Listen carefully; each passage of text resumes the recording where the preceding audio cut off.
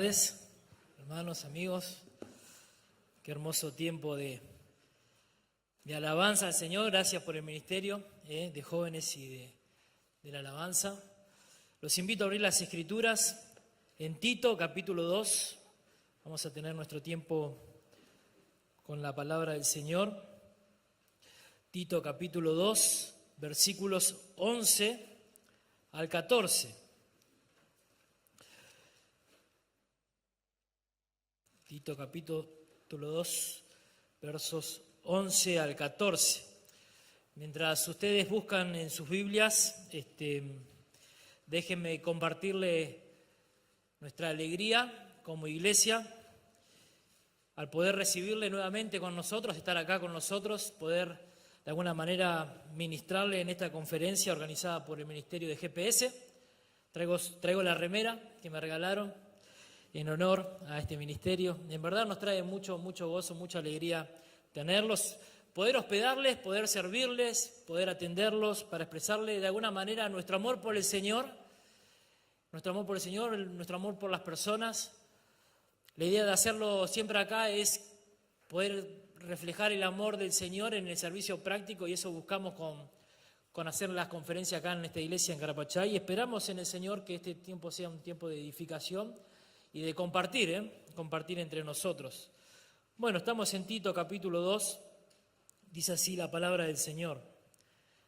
Porque la gracia de Dios se ha manifestado para salvación a todos los hombres, enseñándonos que renunciando a la impiedad y a los deseos mundanos, vivamos en este siglo sobria, justa y piadosamente, aguardando la esperanza bienaventurada y la manifestación gloriosa de nuestro gran Dios y Salvador Jesucristo, quien se dio a sí mismo por nosotros para redimirnos de toda iniquidad y purificar para sí un pueblo propio, celoso de buenas obras. Vamos a orar. Señor,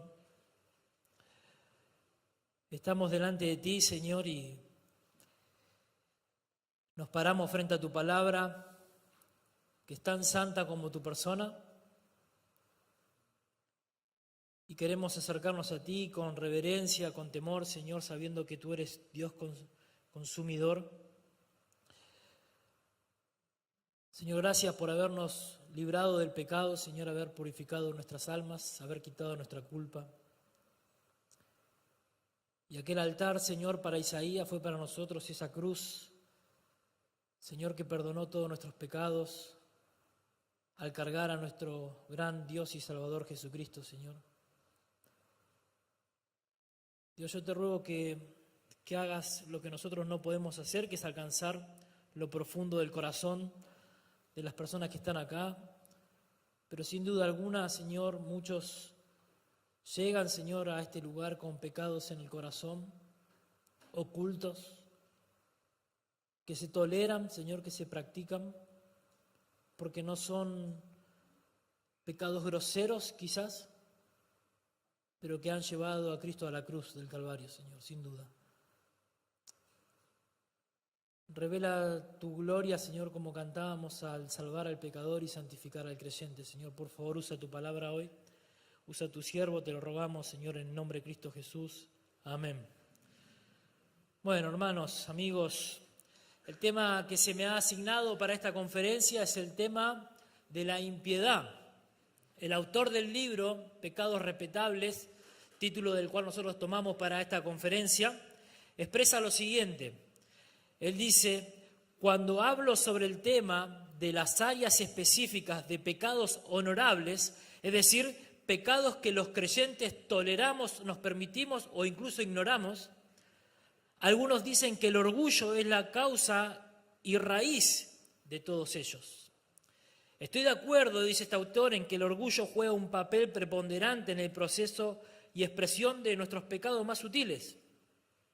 Sin embargo, creo que existe otro pecado que es aún más básico, más común, y que tal vez es la verdadera raíz de todos los demás.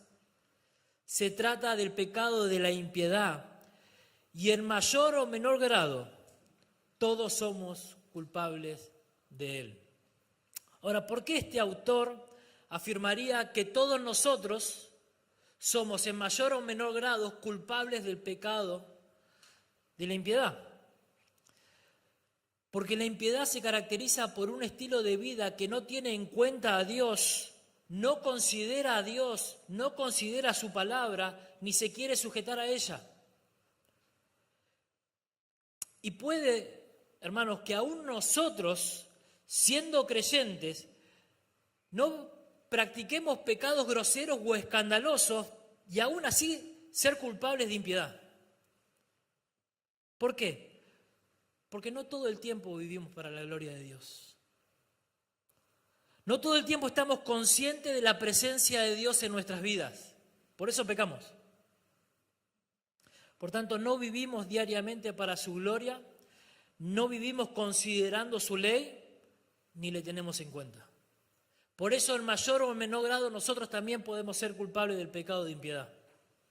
Podemos ir a la iglesia todos los domingos, leer todos los días nuestras Biblias, levantarnos toda la mañana y pasar un buen tiempo de oración, sin embargo, poder vivir un día, o el día, si se quiere, sin considerar a Dios. Y eso es impiedad. Y esa manera de vivir, escuchen bien porque este es el tema de Tito, refleja al mundo un evangelio que no tiene poder para salvar y transformar a nadie. Si la vida que lleva el creyente es una vida de impiedad, entonces el evangelio que predica no tiene el poder de salvar y de transformar a nadie. Y de eso se trata esta carta. Para ponernos en contexto, va a ser un poco larga la introducción, pero bueno, debido al tema, Pablo escribe esta carta a Tito según capítulo 1, versículo 4, a un hijo verdadero, a un verdadero hijo en la fe. Esto supone que Tito, así como Timoteo, haya sido quizás fruto del ministerio del apóstol Pablo, y con el paso del tiempo, Tito se haya convertido, como lo vemos en el libro de Hechos, un compañero del apóstol Pablo, y se convirtió finalmente en una de las personas de mayor confianza del apóstol Pablo. De tal manera que Pablo haya elegido a Timoteo y le haya delegado la tarea, la responsabilidad de ser él quien vaya a la isla de Creta para instruir a los ancianos para que éstos instruyan a la congregación. Las iglesias en Creta recién fundadas estaban creciendo de manera considerable a lo largo y a lo ancho de la isla de Creta, lo que hacía imposible que Tito pudiese abarcar la capacidad total de estas iglesias, y por tal razón lo más sabio que le pide Pablo es en versículo 5 del capítulo 1 que establezca ancianos, plural, en las diferentes, en cada ciudad, singular, es decir, que establezca una pluralidad de ancianos para que éstos instruyan, luego de ser instruidos por Tito, a su congregación. Ahora, ¿por qué la urgencia de enviar a Tito a formar líderes? Bueno, como dijimos, el número de creyentes en Creta estaba creciendo y estos hermanos nuevos en la fe estaban aún siendo, o eran aún inmaduros en su fe, y estaban siendo atacados por falsos maestros que incitaban a los creyentes a vivir una vida inmoral. De ahí que el propósito de instruir a los ancianos es no solo para que esto le tapen la boca, como dice Pablo en la carta a Tito, a los herejes, sino que instruyan a los miembros, le enseñen, los eduquen, para que ellos en sus diversas congregaciones puedan vivir la vida cristiana conforme a la piedad, que es el antónimo de la impiedad. Si ustedes notan a lo largo de la carta de Pablo, esto lo pueden leer, la carta de Pablo a Tito, Pablo se enfoca en el carácter y en la conducta de los creyentes. Lo van a ver cada momento que ustedes estén leyendo la carta, que Pablo se enfoca en esas dos cosas, en la conducta y en el carácter del creyente, estableciéndole responsabilidades, obligaciones que todo creyente que ha respondido al llamado de Dios para salvación debe también responder en obediencia a los mandatos del Señor. Es decir, esta carta tiene como objetivo la vida piadosa de todo aquel que ha sido transformado por el Evangelio. ¿Escucharon bien? La vida piadosa de todo aquel que ha sido transformado por el Evangelio. Haciendo una lectura fugaz de la carta, podemos notar que hay un énfasis muy, pero muy marcado a diferencia de las otras cartas pastorales, que exalta el aspecto salvador de Dios. Noten conmigo algunos versículos antes de llegar a nuestro texto. Capítulo 1, versículos 3 y 4. Y a su debido tiempo manifestó su palabra por medio de la predicación que me fue encomendada por mandato, ¿de quién? De Dios nuestro Salvador. A Tito, verdadero hijo en la fe, gracia, misericordia y paz de Dios Padre y ¿de quién? Del Señor Jesucristo, nuestro Salvador. Tito capítulo 2, versículo 10. No defraudando, sino mostrándose fieles en todo, para que en todo adorne la doctrina de Dios nuestro Salvador. Tito capítulo 2, versículo 13. Aguardando la esperanza bienaventurada y la manifestación gloriosa de nuestro gran Dios y Salvador. Tito capítulo 3, versículo 4. Pero cuando se manifestó la bondad de Dios nuestro Salvador y su amor para con los hombres, nos salvó. Capítulo 3, versículo 6. El cual derramó en nosotros abundantemente por Jesucristo nuestro Salvador. Por otro lado, podemos ver a lo largo también de la carta el impacto que tiene en el mundo la salvación de Dios en la vida de un creyente. En otras palabras, la salvación de Dios se hace visible en el poder transformador del Evangelio en la vida de las personas que han sido salvadas por gracia. Capítulo 1, versículos 5 al 9, Pablo nos habla, lo resumimos, nos habla del carácter del anciano. En resumen, este debe ser irreprensible. Estos ancianos van a ser aquellos que van a estar modelando la vida cristiana para que sus congregaciones puedan tomar su ejemplo. Estos son comparados, noten que son comparados estos ancianos irreprensibles en capítulo 1, versículos 10 y 15, con aquellos falsos maestros que vivían engañando y apartando a los creyentes de la verdad. Noten lo que dice capítulo 1, versículo 16 de estos falsos maestros que son comparados con aquellos que son irreprensibles para Dios. Versículo 16, profesan conocer a Dios, ellos también profesan conocer a Dios, pero con los hechos lo niegan, siendo abominables y rebeldes, reprobados en cuanto a toda buena obra. Estos hombres del judaísmo creían ser los únicos conocedores de Dios, pero Pablo dice que sus acciones, su manera de vivir, desmienten su conocimiento de Dios. Ellos dicen conocer a Dios, pero de la manera que se conducen, revelan que no conocen a Dios. ¿Se entiende? Luego en capítulo 2, versículo 1, Pablo manda a Tito a que hable lo que está de acuerdo con la sana doctrina. Y manda a los ancianos y a las ancianas de edad a que sean sobrios, prudentes, amadores de su casa, no calumniadores, etcétera, etcétera. Y exhorta a Pablo en ese mismo contexto, manda a Tito a que exhorte a los jóvenes y a los siervos. Y algo que le dice Pablo a Tito en versículo 7 es que él se muestre como ejemplo para la juventud en conducta, en buenas obras y en la seriedad que requiere la sana doctrina. A los siervos, a los esclavos, le mandan a que sean fieles en todo, para que de esta manera ellos engrandezcan, o su manera de vivir engrandezcan frente a sus amos, frente a aquellos que los ven servir a sus amos, la obra redentora del Señor Jesús. Que la manera en que estos esclavos se conducen para con sus amos reflejen la obra redentora de Jesús, el poder transformador del Evangelio en sus vidas. Esa es la idea. Capítulo 3, versículo 1. Recuerden que Pablo le dice que se sujeten a los gobernantes y se dispongan para toda buena obra, que no difamen a nadie, que no sean pendencieros, a diferencia de lo que enseñaban los falsos maestros, que se muestren amables, que testifiquen en su amabilidad acerca del mensaje que ellos han confiado, se muestren personas mansas, con mansedumbre, porque a diferencia del resto de ellos ya han sido transformados por el poder del Evangelio. De ahí que en los versos 4 al 7 del capítulo 3, Pablo les recuerde la obra de Cristo, que habiéndolos salvados por gracia y no por obras, ahora le manda a que insista con firmeza a todos los creyentes a que se ocupen en buenas obras. Capítulo 3, versículo 8.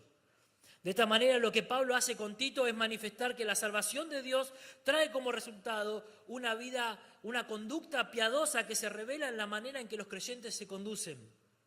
Vamos a ver esto a lo largo de toda la carta. A lo largo de toda la carta. ¿Por qué? ¿Por qué tenemos que ver esto antes de llegar a nuestro texto? Porque, mi querido amigo y hermano, quiero que algo nos quede claro de esta carta.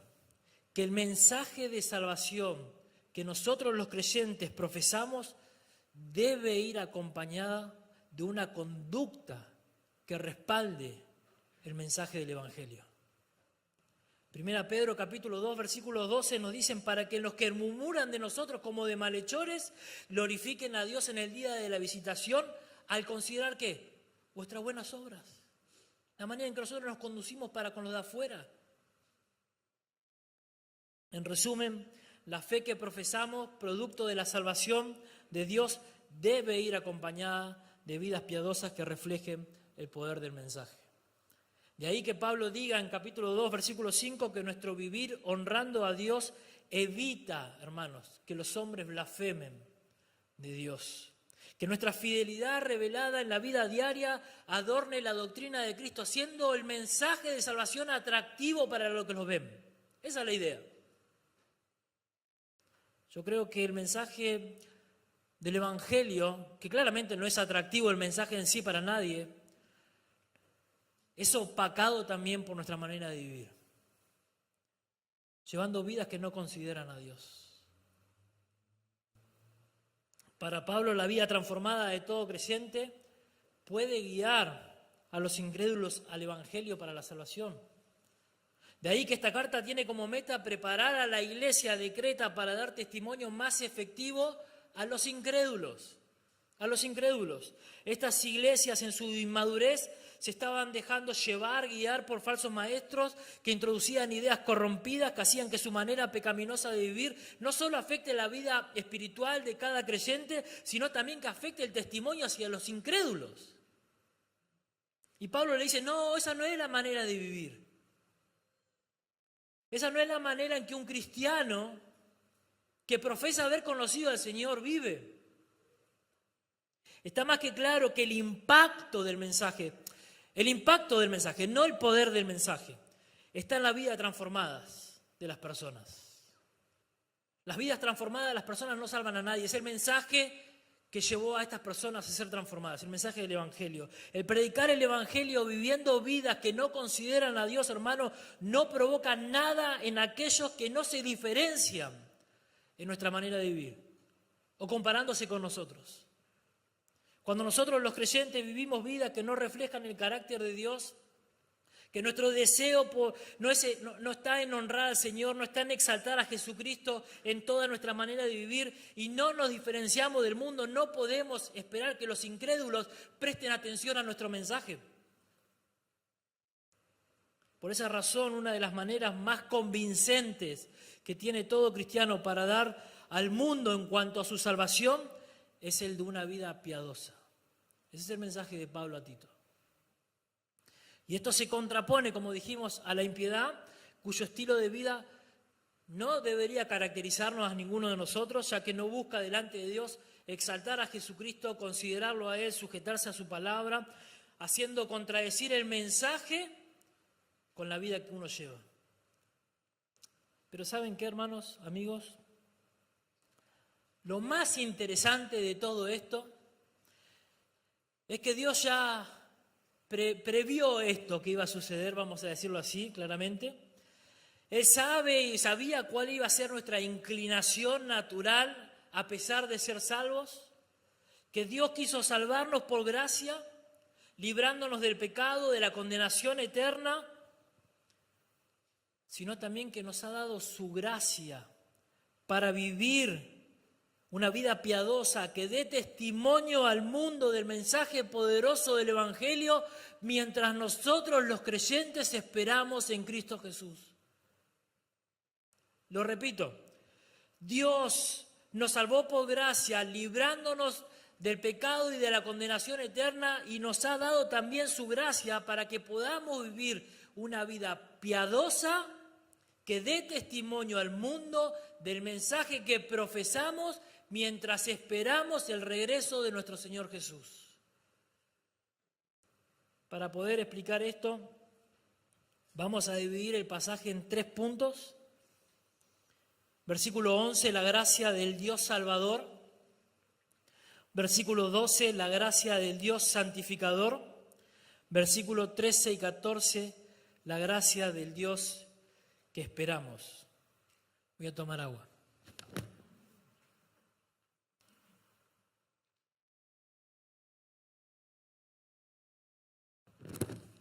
Noten, versículo 11, la gracia del Dios Salvador. Porque la gracia de Dios se ha manifestado para salvación a todos los hombres. Es muy interesante ver cómo esta carta está plagada, si se quiere, de exhortaciones en cada texto, donde encontramos esa unión matrimonial, si se quiere, si se me permite decir, entre nuestra vida piadosa y la salvación o la vida eterna, la esperanza de la vida eterna. Noten cómo comienza Pablo esta carta en capítulo 1, versículo 1 y 2. Pablo, siervo de Dios y apóstol de Jesucristo, conforme a la fe de los escogidos de Dios y el conocimiento de la verdad que según o que corresponde a la piedad, en la esperanza de la vida eterna, la cual Dios, que no miente, prometió desde antes del principio de los siglos. El propósito de Pablo como siervo de Dios y apóstol del Señor era tanto alentar la fe de los escogidos como el conocimiento de la verdad que es según o que corresponde a la piedad. Y no por nada Pablo agrega en este texto que ese conocimiento que es según la verdad es en la vida eterna que Dios, dice Pablo, y agrega, que no miente, ha prometido desde el principio de los siglos.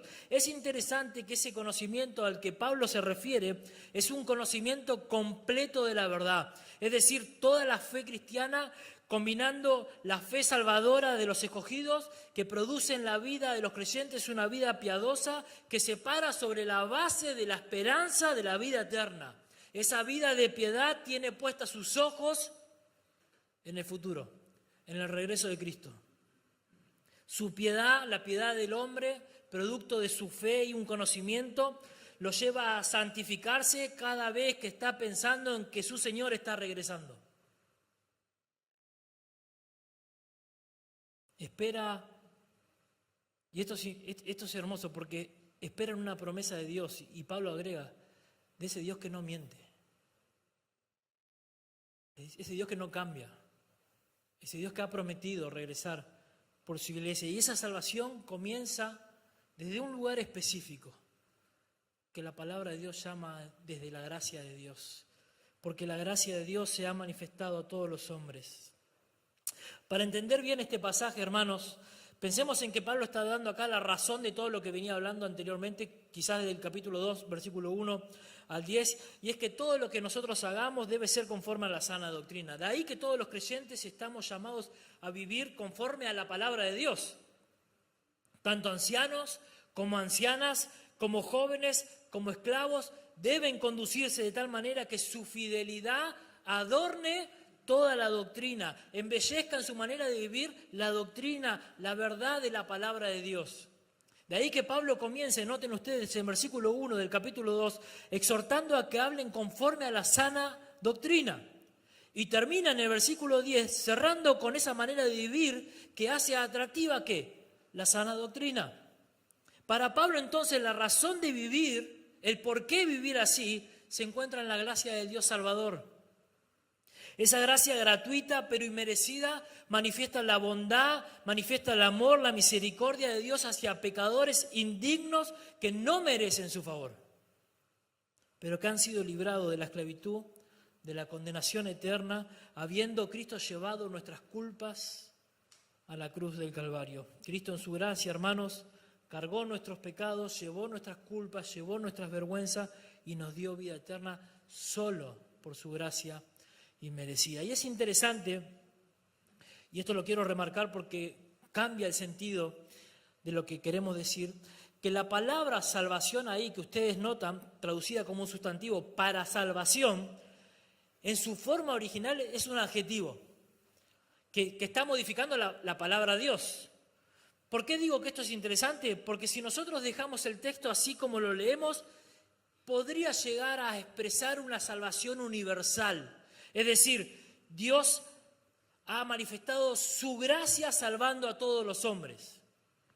Sin embargo, lo más lógico debería ser al leer este texto de esta manera, porque la gracia del Dios Salvador, el adjetivo, porque la gracia del Dios Salvador se ha manifestado a todos los hombres, se ha mostrado a todos los hombres, y esa gracia fue manifestada en la persona del Hijo de Dios. Es decir, se ha revelado en la persona de Jesús. La idea ahí expresa algo que, habiendo estado oculto, se abrió para que todos puedan ver su luz. Para Pablo, esa luz de la gracia es la persona, la plenitud total de lo que decía Israel cuando nos dirigía, la plenitud de Dios en la persona de Jesús, el Hijo de Dios. Cristo personifica la gracia en un sentido.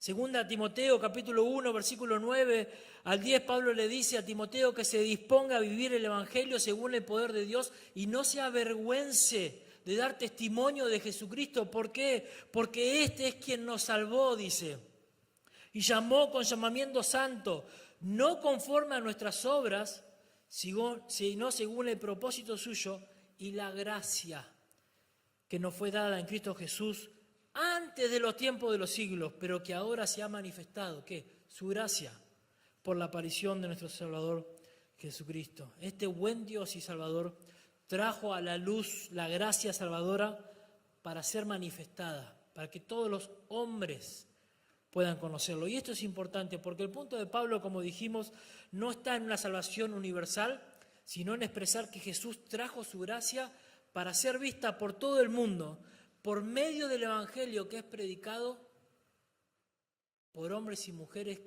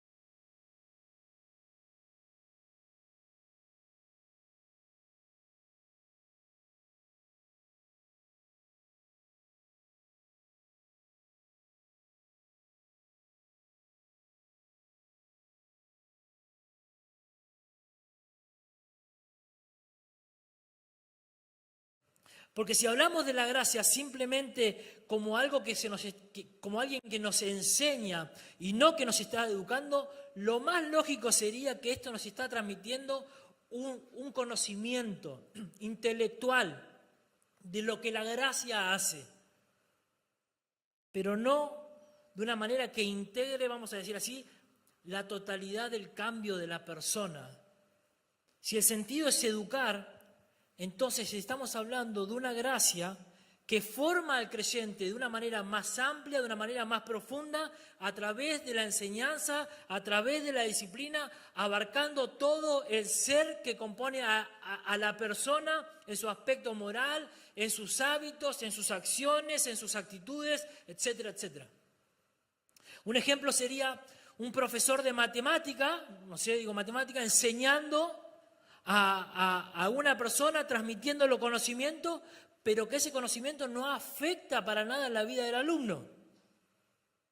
comparándolo con un padre que educa a su hijo en la totalidad del niño como persona para que su comportamiento sea acorde a su crianza. La gracia de Dios hace eso. No solo nos dice cómo debemos vivir, sino que nos educa, nos cría, nos instruye a vivir de una manera que agrada a Dios, una manera piadosa. Y esto, hermano, tira abajo toda excusa para justificar no poder llevar una vida piadosa. Porque la gracia no solo te está dando la información de cómo debes vivir, sino que te capacita y te da el poder para poder vivir esa vida a la que te llama a vivir. Una vida que glorifica al Señor. Esto destruye todo justificativo pecaminoso, como si de alguna manera, hermano, las circunstancias externas que te rodean indicasen que tu manera de vivir, que no se conforma a Dios, que no considera a Dios, impide que vos le glorifiques al Señor, porque tu contexto justifica el tolerar tu pecado. Pero santidad nos amó el Señor y de esa manera debemos vivir a pesar de tu contexto.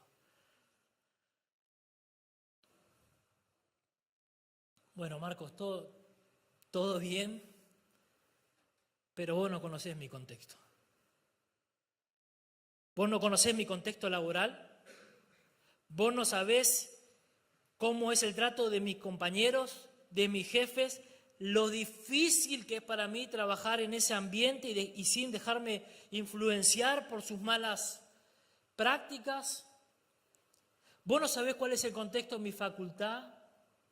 Marcos, vos no conocés cuál es el contexto en mi hogar. Marcos, vos no sabés cómo yo sufro mi soltería. No lo conozco. Y lamento muchísimo si estás luchando con tu soltería y si estás viviendo en un contexto hostil y moral donde las personas te menosprecian por mostrarte cristiano y eso está afectando tu vida espiritual. Pero sí sabemos lo que las Escrituras dicen. Y eso es suficiente, hermano. Eso es suficiente. Y las Escrituras dicen que Dios te dio la gracia para que fortaleciéndote en ella, vos puedas glorificar a Dios viviendo vidas que agraden a Dios, cualquiera sea tu contexto. Piensen que el contexto y el momento histórico de Tito y en la carta de Pablo a Tito era muchísimo más hostil, muchísimo más inmoral que los tiempos que nosotros estamos viviendo hoy. Y la manera de llegar por medio del Evangelio de la Gracia hacia las personas era predicar un mensaje por medio de personas transformadas por el Evangelio que vivían vidas piadosas, que luchaban constantemente con la presión social y con sus pecados, hermano, como nosotros. Si Cristo te salvó del infierno, si Cristo te libró de las cadenas del pecado, de la esclavitud del pecado, entonces tu contexto no debería justificar tu mundanalidad. El hecho de vivir de esa manera refleja que somos culpables del pecado de impiedad, en mayor o menor grado, como decía Jerry Bridges en su libro Pecados Respetables. Y el hecho de llevar una vida así, hermano, revela en ese pecado que nosotros estamos tolerando un menosprecio al sacrificio de Jesucristo en la cruz del Calvario. No fue suficiente, Señor. Si Cristo te libró entonces del pecado, si Cristo te libró de las cadenas que te ataban al pecado y te condenaban al infierno, hermano, entonces, aunque difícil, tu soltería no justifica que puedas tolerar en tu vida la práctica de la pornografía. Tu noviazgo, si estás pronto a casarte, no justifica que tu relación esté subida de tono, traspasando los límites establecidos en las Escrituras en cuanto a la pureza sexual.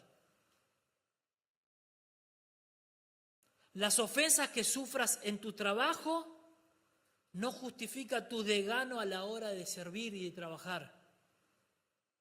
Las ofensas de tus hermanos no justifica tu murmuración. El contexto no permite que vos vivas una vida de impiedad. Porque Cristo te libró y te dio una razón para vivir.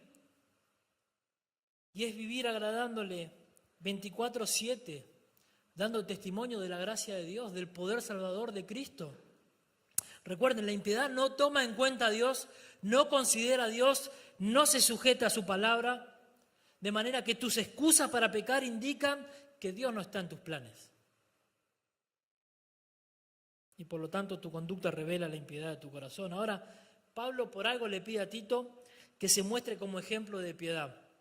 La idea es contrarrestar, vamos a decir así, la vida inmoral de aquellos falsos maestros que convertían la gracia en libertinaje con la vida de un hombre que ha sido transformado por el Evangelio, que sí puede dar testimonio del poder transformador del Evangelio para que estos, al ver las buenas obras de Tito y de los hombres de piedad, ellos se avergüencen de decir que conocen a Dios.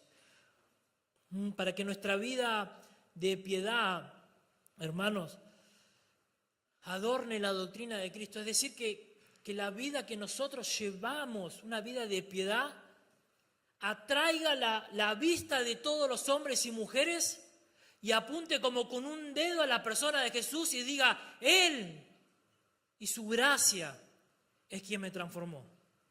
Esa es la idea.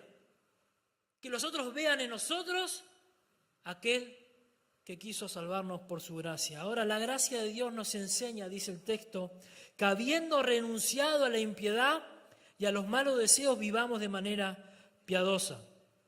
Ahora, ese renunciar en su forma nos indica que esto es algo que ya debió ocurrir, ya debió pasar, por lo cual sugiere que vivamos ahora de una manera específica. ¿Y a qué hemos renunciado? A la impiedad y a los malos deseos. Es decir, esa manera de vivir, la cual no nos identifica. Hemos renunciado. La idea de renunciar es la idea de rechazar, la idea de rechazar aquella vida que no considera a Dios. De hecho, una vida que nosotros vivíamos cuando estábamos sin Cristo, como todos los hombres que no temen a Dios. Pero cuando su gracia llegó a nosotros, que vivíamos en el pecado, disfrutando de los placeres del mundo, de las cosas que Dios aborrece y que no ama, sin considerar a Dios, esta gracia impactó, hermanos, en nuestra mente, impactó en nuestro corazón, haciendo que nosotros quisiéramos renunciar a esa mala vida para ahora vivir para el Señor. Y hemos primeramente renunciado a la impiedad, a esa falta de reverencia, a esa falta de adoración, a esa falta de temor al Dios creador que hace encender la ira de Dios. Pablo le dice a los hermanos en Romanos capítulo 1, versículo 8, porque la ira de Dios se revela desde el cielo contra toda impiedad e injusticia de los hombres que detienen con injusticia la verdad.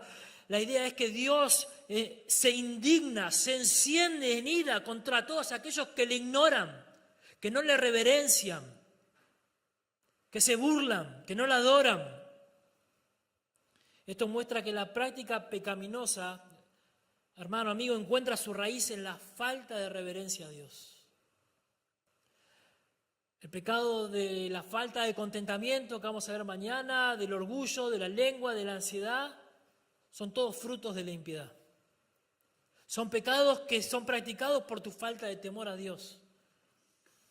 Pero nosotros los creyentes, hermanos, que hemos sido librados del pecado, ya no vivimos así.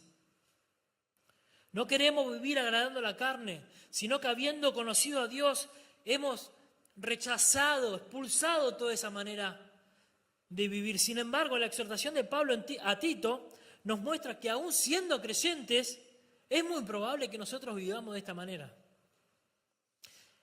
Indicando que no hay temor delante de Dios en nuestros ojos, ni tampoco hay un deseo por agradarle. De ahí que no solo la gracia nos enseña a renunciar a la impiedad, a ese estilo de vida que no consideraba a Dios, sino también nos invita a renunciar a los malos deseos, a los deseos mundanos, Estos deseos encuentran su raíz, como dijimos, en la falta de temor a Dios. ¿Por qué? Porque Pablo agrega que estos deseos no son espirituales, es más, él los titula de deseos mundanos, lo que se opone al espíritu, Lo que implica que el deseo el deseo por nosotros querer satisfacer el pecado de nuestra carne, que surge por las cosas que el mundo nos ofrece, es un deseo que viene de nuestro corazón, que no teme a Dios. Que no teme a Dios y que ama todo lo que el mundo te ofrece. Y noten que no habla de un pecado concreto, no habla de un pecado ya consumado. No dice que hemos renunciado a la pornografía, a la murmuración, al egoísmo, a los celos, a la pereza o lo que fuere, sino a nuestros deseos por agradar a la carne. Ese es el comienzo de todo pecado, hermano. Ahí comienza todo. Noten que Pablo le dice, el texto que citó Israel en Colosenses capítulo 3, versículos 5 al 7, luego de decirle que sus vidas ahora están escondidas con Cristo Dios, por tanto busquen las cosas de arriba y no las cosas de la tierra, porque su vida claramente está escondida con Cristo en Dios, les manda a los hermanos que hagan morir todo pecado, todo lo terrenal o mundano si se quiere. Noten el texto, yo se lo leo, dice, haced morir pues lo terrenal en vosotros. Fornicación, impureza, pasiones desordenadas, malos deseos y avaricia, que es idolatría, codicia. Cosas por las cuales la ira de Dios viene sobre los hijos de desobediencia, en los cuales vosotros también anduvisteis en otro tiempo. Pero ya habéis renunciado. Noten que todo comienza en el corazón. La codicia, que es la madre de la idolatría, desea algo que se opone a Dios. Y así los pecados van en progreso, de progreso en progreso, hasta que finalmente es expuesto, sale a la luz. El pecado consumado es la consecuencia de lo que ya se gestó en tu corazón, esa es la idea. Le diste rienda a tus deseos mundanos porque son tolerables. No así los pecados grotescos. Por tu falta de temor a Dios, olvidándote que la gracia de Dios no solo te da el poder para salvar, sino también para santificarte.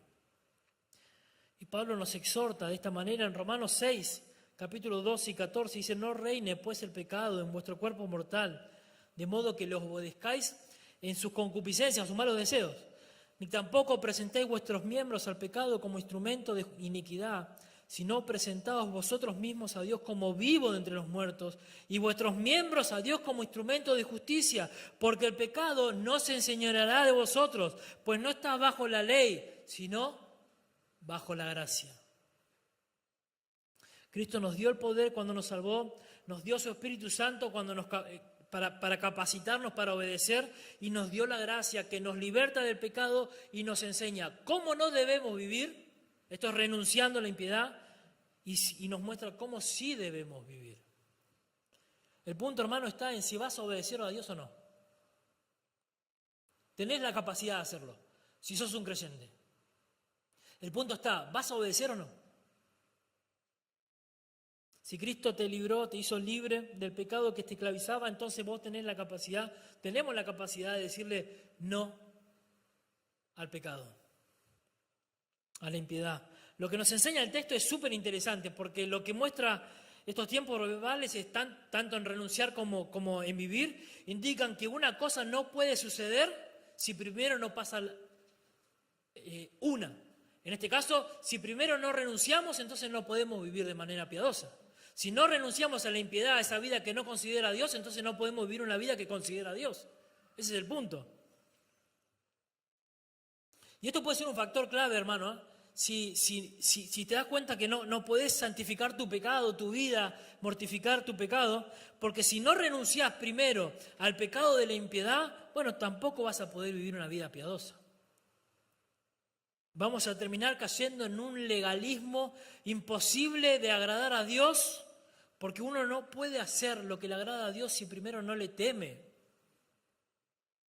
De ahí la necesidad de renunciar a la impiedad para que podamos vivir, de manera que sí glorifiquemos al Señor en la piedad. Pablo contrapone ambos estilos de vida, ¿no?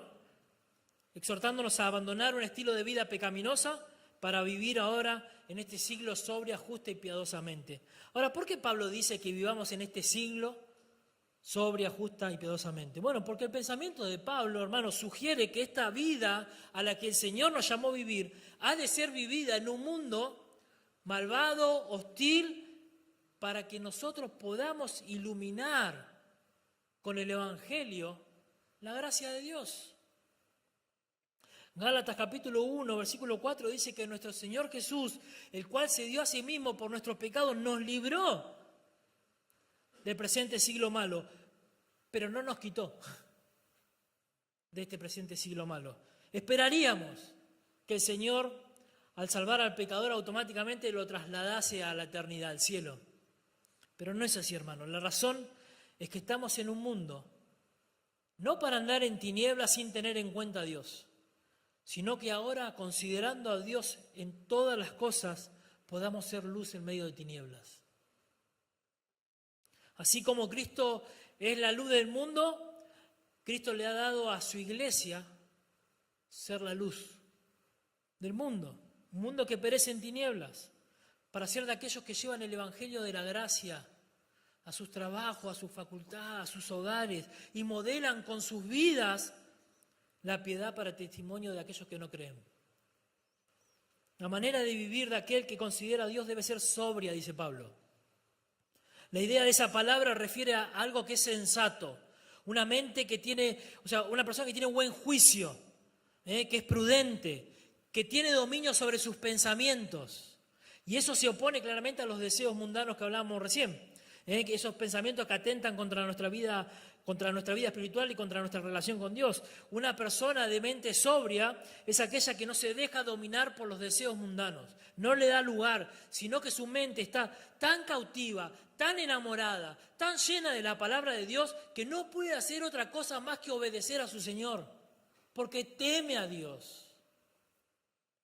Sus pensamientos piadosos guían sus acciones piadosas. La manera de vivir de aquel que considera a Dios no solo es sobria, sino que también es justa.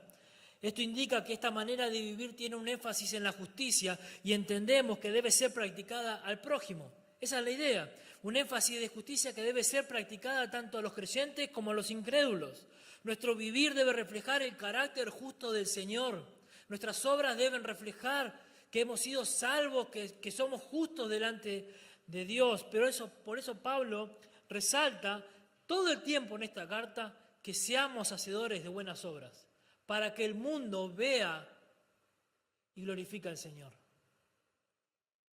Los creyentes debemos ser personas prudentes, que en todo, hermano, que en todo honren a su Señor. No personas de doble discurso, no ventajeros, no murmuradores, no maliciosos, personas íntegras,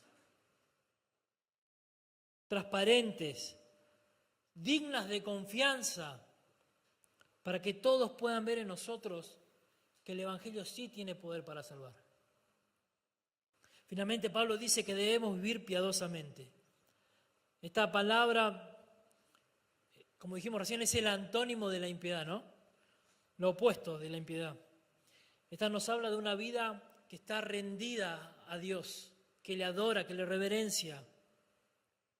Nos habla de personas que se esfuerzan por agradar a Dios, que buscan incansablemente exaltar a Dios, sujetarse a su palabra en todas las áreas de su vida y encuentran la fuente de poder en la gracia que se revela en las Escrituras, en la oración, en la comunión con los hermanos.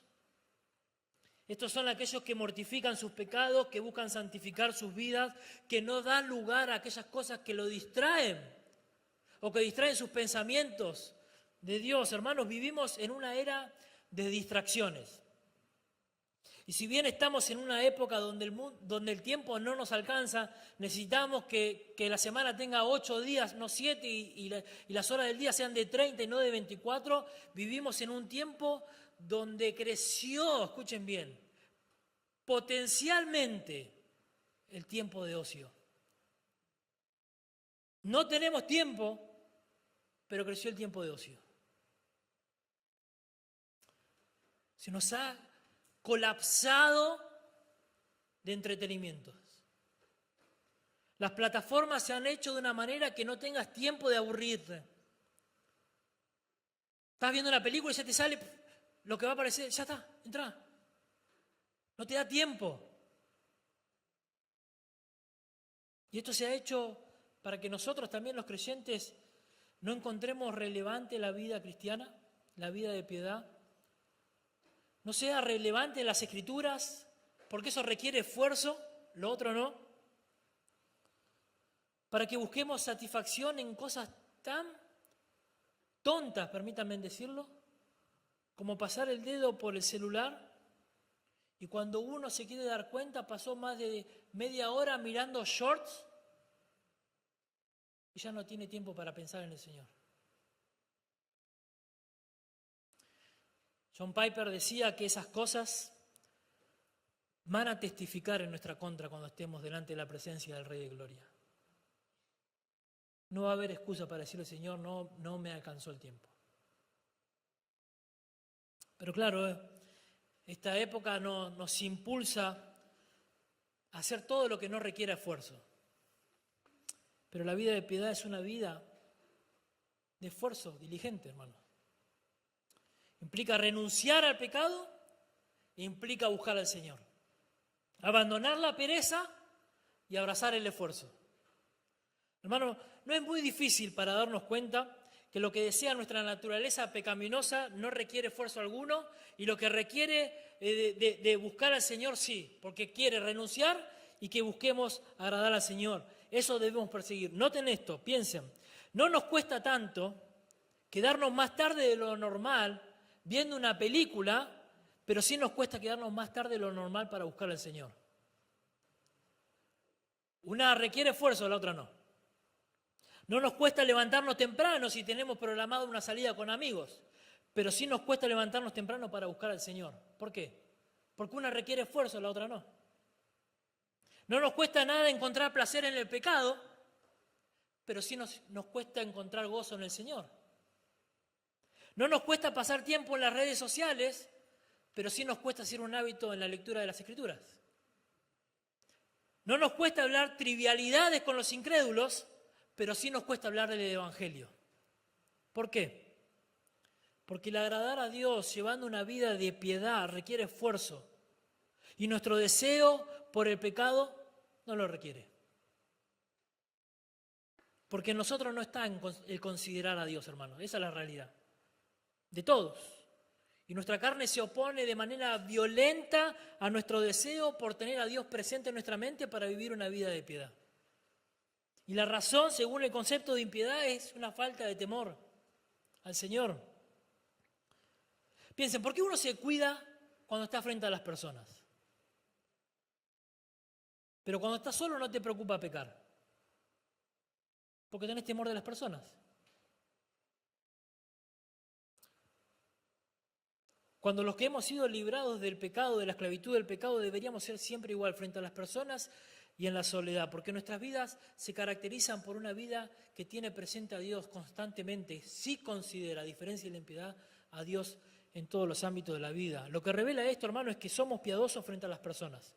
Cuando estamos con las personas algunas horas del día, pero no frente a Dios, cuya presencia estamos las 24 horas del día.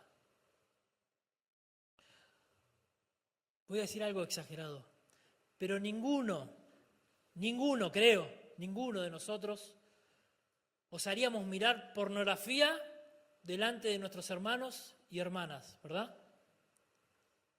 Pero sí lo hacemos delante de Dios. ¿Por qué? Porque nuestro temor está puesto en las personas y no en Dios.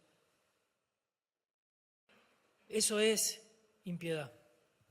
Pero Pablo, claramente guiado por el Espíritu Santo, nos enseña que la gracia nos educa para renunciar a una vida de impiedad, para que nosotros podamos vivir una vida de piedad.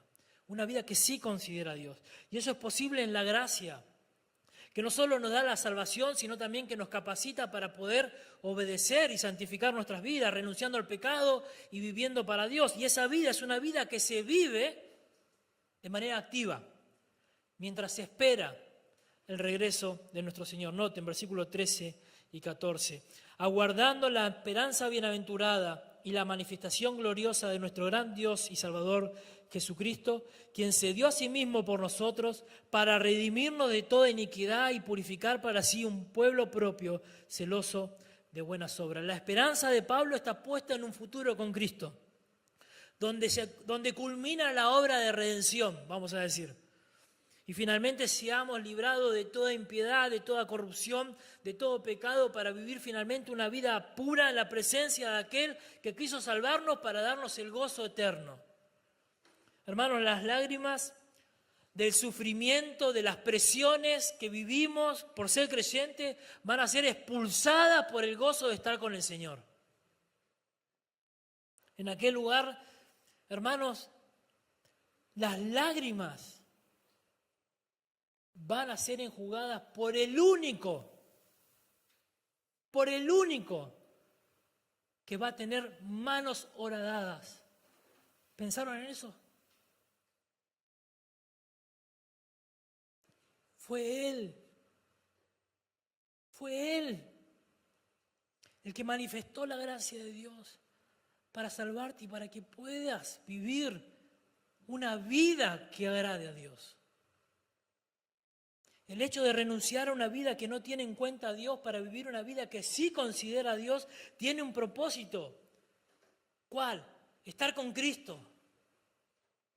Eso es lo que nos muestra Pablo. Esa esperanza santifica la vida del creyente. Saber que el Señor está cerca, que salió ya en busca de nosotros, que su regreso es inminente. Hermanos, en esa espera los creyentes somos santificados, no hay otra manera. No hay otra manera. Mientras tanto esperamos su regreso en este mundo, predicando la palabra de Dios, pero sabiendo que ya no somos de este mundo. Pablo dice en Filipenses capítulo 3, versículo 20, nuestra ciudadanía está en los cielos, de donde también que esperamos al Salvador, al Señor Jesús. Pedro anima a sus hermanos diciendo en su segunda carta, capítulo 3, versículo 10 al 12, que el día del Señor vendrá así como un ladrón en la noche, y todas las cosas van a ser deshechas, la tierra, etcétera, etcétera. Y dice, ¿cómo no debéis andar entonces en santa y piadosa manera de vivir, esperando y apresurándonos para la venida de nuestro Señor? ¿Cómo es que no vamos a vivir de manera piadosa, esperándonos y apresurándonos a que el Señor ya venga a buscarnos? El apóstol Juan dice en su primera carta, capítulo 3, versículos 2 y 3, amados, ahora somos hijos de Dios y aún no se ha manifestado lo que hemos de ser, pero sabemos que cuando Él se manifieste seremos semejantes a Él, porque le veremos como tal como Él es. Y todo aquel que tiene esta esperanza en Él se purifica a sí mismo, así como Él es puro. Hermanos, no existe en la vida del creyente una esperanza pasiva del regreso de Jesús, sino una que es consciente de la presencia, que aguarda con diligente piedad, mientras lleva el Evangelio que transforma las vidas de las personas, testificando en su propia vida el poder transformador del Evangelio, y espera la bienaventurada y gloriosa manifestación del Señor Jesús.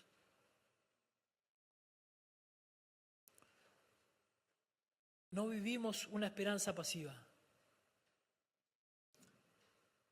Mi hija, Isabela, cada vez que vienen sus abuelos, entra en una ansiedad tremenda. Y se para en la ventana y mira. Y mira, ¿puedo llamar por dónde están? Estamos a 15 minutos, estamos a 10 minutos, y no puede hacer otra cosa. Y que nada se desordene, porque ya llegan los abuelos. Y está atenta, y espera, y mira por la ventana. Llamá a ver si pasó algo. No puede hacer otra cosa. ¿Por qué? Porque vienen sus abuelos. Esa debería ser nuestra actitud frente a Dios. ¿Cómo? No puedo hacer otra cosa que no pensar en Dios. ¿Por qué? Porque Él está viniendo. Lo vemos por la ventana del corazón, ¿no? Vamos a decir así, a un cielo donde Cristo ya viene a buscar a su iglesia. Recuerden que esto es importante porque Pablo busca unir la vida de piedad con la salvación y la vida eterna. Y dice nuestro texto que nosotros esperamos a nuestro gran Dios y Salvador Jesucristo, quien se dio a sí mismo por nosotros para redimirnos de toda iniquidad y purificar para sí un pueblo propio celoso de buenas obras. Este Jesús a quien esperamos no es uno que quiso simplemente salvar a los pecadores y morir por ellos y los dejó en la tierra para que vivan vidas frustradas. Tampoco es uno que quiso salvarnos a nosotros y darnos el cielo sin tener una relación personal con nosotros, sino uno que murió, que resucitó para perdón de pecados, para librarnos de la condenación del infierno y hacernos su pueblo, hacernos parte de su familia, un pueblo que es celoso de la piedad, de llevar una vida de buenas obras que testifiquen el Evangelio Salvador. ¿Y qué testifica su pueblo? ¿Qué testifica su pueblo? Que este Jesús es poderoso para salvar del infierno por causa del pecado y transformar al pecador en un hombre nuevo y sin culpas. De modo que según está en Cristo, nueva criatura es. Las cosas viejas pasaron y aquí todas son hechas nuevas. Para reconciliarnos con Dios cuando el pecado ha hecho que nos volvamos sus enemigos. Siendo Dios, Jesús se hizo hombre, la segunda persona de la Trinidad, para librar a los hombres del pecado, para que los hombres se vuelvan a Dios. Este Jesús vino al mundo para librarte de la ira de Dios que desciende o que se revela contra toda impiedad. Este Jesús, quien vivió una vida justa y sin pecado porque es santo, porque es Dios, fue hecho pecado al tomar tu lugar y al tomar mi lugar en la cruz del Calvario para ser consumido como un cordero bajo la furia del fuego de la ira de Dios en la cruz del Calvario para declararte justo, para quitar el poder de la muerte, resucitando con poder al tercer día. Y al haber hecho su obra completa, manda a todos los hombres en todo lugar que se arrepientan y que crean por fe que Jesús es el Hijo de Dios, Salvador, que manifiesta su gracia a un mundo que se pierde. Y mi querido amigo te llama hoy en esta conferencia que te arrepientas de tu impiedad, de no considerarlo, cosa que revela la ira de Dios, para que arrepintiéndote y yendo a la cruz del Calvario con tus pecados, entregándoselos al Señor y abrazando por fe el Evangelio, vivas una nueva vida con esperanza y predicando un Evangelio que transforma la vida. Isaías 55, versículo 7 dice: deje el impío su camino y el hombre inicuo sus pensamientos y vuélvase a Jehová, el cual tendrá de él misericordia, y al Dios nuestro, el cual será amplio ¿en qué? En perdonar. Y mis hermanos romanos nos recuerdan a nosotros, capítulo 5, versículo 6, que Cristo, cuando aún éramos débiles, a su tiempo murió por los impíos, para que ahora, justificados por la fe, tengamos paz para con Dios. Nos ha dado ahora una razón de vivir que considera a Dios en todos sus caminos. Él nos buscó cuando no le buscábamos, nos amó cuando no le amábamos, cuando no le considerábamos, cuando le menospreciábamos. Y yo te pregunto, ahora, habiendo sido libres de la esclavitud del pecado, ¿vamos a seguir viviendo como impíos? Habiendo sido libres del pecado y de la impiedad, ¿vamos a comportarnos de manera impía? Menospreciando a Dios, menospreciando la obra de cruz y pisoteando la sangre del Cordero de Dios. Esos pecados tolerables llevaron a Jesucristo a la cruz del Calvario y esos pecados tolerables encienden la ira de Dios. Y un día nosotros estaremos frente al Cordero de Dios que quiso salvarnos, pero tendremos que rendirle cuenta por haber menospreciado la cruz del Calvario. Creo que la mejor forma de resumir todo esto, y ya cierro, esto que la gracia de Dios nos da para vivir, vamos a decir, en conformidad a Dios, es una frase muy conocida que caracterizó la época de la Reforma Protestante en Europa, basándose en el texto de 1 Corintios de Pablo, 1 Corintios 10, versículo 31, si pues bebéis o hacéis otra cosa, hacedlo todo para la gloria de Dios, ¿se acuerdan? Esa frase consistía en un saludo con el cual los reformadores no tenían la intención de saludarse, sino de recordar con este saludo cómo debían vivir tanto en el ámbito espiritual como en el ámbito secular. Quizás la frase se hizo conocida en nuestro contexto latino por el doctor Sproul. ¿Saben a qué me refiero, no? Coram Deo. Coram Deo es esa frase que significa estar frente al rostro de Dios. Vivir frente al rostro de Dios, en la presencia de Dios. Vivir Coram Deo indica que eso expulsa toda vida de impiedad del hombre que no considera a Dios. Nos exhorta a vivir frente al rostro, en la presencia de Dios, mientras esperamos su venida. Vivir Coram Deo no es vivir en la impiedad, sino vivir una vida piadosa que se goza en Dios y siempre consciente que está delante de Dios, bajo la autoridad de Dios, para la gloria de Dios. Hermanos, el llamado de Dios es a considerar a Jesucristo en todos los ámbitos de tu vida, para que temas frente al primer pensamiento pecaminoso que encuentra claramente su raíz en la impiedad y que te lleva a la práctica de otros pecados que no puedes abandonar por falta de temor y de consideración, para que vos puedas, una vez libre del pecado, ser de ejemplo a tus hermanos creyentes y seas luz frente a un mundo que se pierde. Amén. Señor, gracias por tu palabra. Señor, no podemos sino rendirnos delante de ti, clamando, Señor, porque perdones nuestras vidas, Señor, cuando no te consideran. Señor, la realidad que nos entristece es que cuando pecamos estamos viviendo impíamente, Señor. No estamos considerándote, no te tenemos en cuenta, no consideramos tu palabra. Pero tu gracia nos ha enseñado que renunciando a esa vida, Señor, vivamos ahora de manera justa, sobria y piadosa, mientras esperamos el regreso de nuestro Señor. Enséñanos, Señor, a lo largo de esta conferencia a vivir de tal manera que te agrademos en todos los ámbitos de nuestra vida, Señor. Te alabamos, Señor, en el nombre de Cristo Jesús. Amén.